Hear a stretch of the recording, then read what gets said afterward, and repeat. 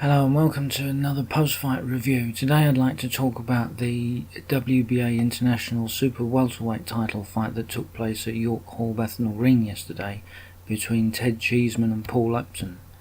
Going into the fight, Ted Cheeseman was 13-0 with 8 KOs and Paul Upton 15-0 with 3 KOs. Now on paper it looks a competitive fight, but I have to say, looking down at their record, and Ted Cheeseman alluded to this in the press conference when he actually said that he was levels above Paul Upton. And when you look at Paul Upton's record, there's 4 fights in particular that stand out.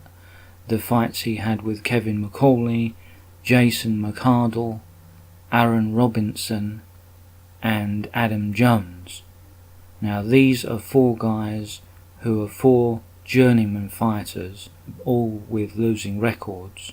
Each of these fights, Upton in some way found them obviously quite tough going, because the scorecards at the end of those fights were 39-38 for the Jason McArdle Kevin McCauley fights, and 40-38 for the Aaron Robinson fight. So those 4 rounders were all quite close.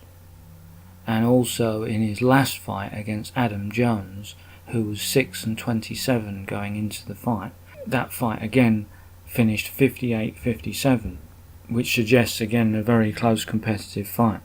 Now none of these fights could I actually find any footage on in the run-up to this fight, so I wasn't able to judge, but I suspected that when Ted Cheeseman applied the pressure, which he was obviously going to be applying, because that's the type of fighter that he is, I suspected that Paul Upton would fold under the pressure, because from the fights that I had seen of Paul Upton, he was okay going forward when he was dictating the fight and when he was landing shots that he wanted to land, but when the opponent was moving forward, he was always taking the backward step. And it seemed even in a lot of these opponents were smaller than him also.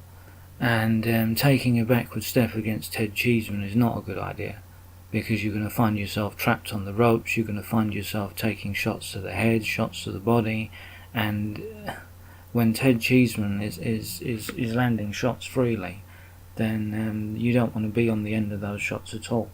So, and that's exactly what happened in the fight.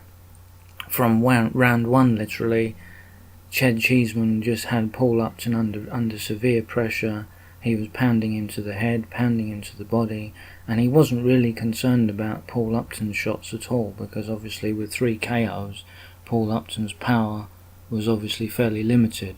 Obviously Ted Cheeseman just coming off of a fight with Carson Jones, so he's obviously had experience at the next level. Carson Jones, with 30 stoppages, was obviously able to put Ted Cheeseman in uncomfortable places during the fight. So Cheeseman was aware that he had that resilience, and so he wasn't really concerned at all about what Paul Upton was bringing to the table in this fight. And it turned out to be just more basically a one-sided beatdown. Even though there was 2-way action, there was no effect from Paul Upton in the fight really at all. It was the fight was completely dictated by Ted Cheeseman. At times he was just landing at will. And it actually surprised me that the fight went into the 4th round. Paul Upton showed a lot of resilience in that and a lot of heart, and I give him credit for that definitely. But he wasn't on the same level as Ted Cheeseman going into the fight, and that was proved in the ring basically.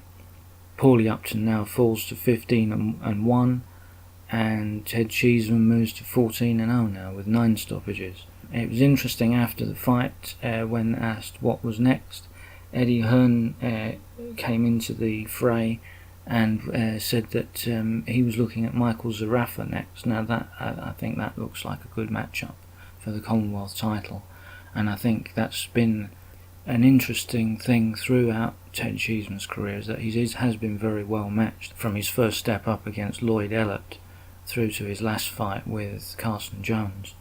Michael Zarafa now looks like another step in the right direction again.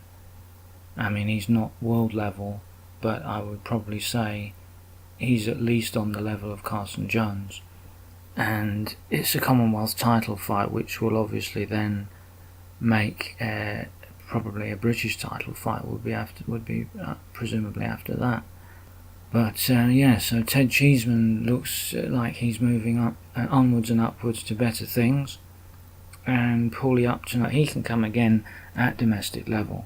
I mean, he showed a lot of heart in that fight, and he showed a lot of will.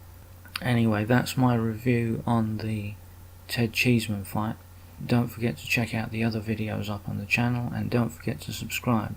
It's Gatekeeper Boxing out now.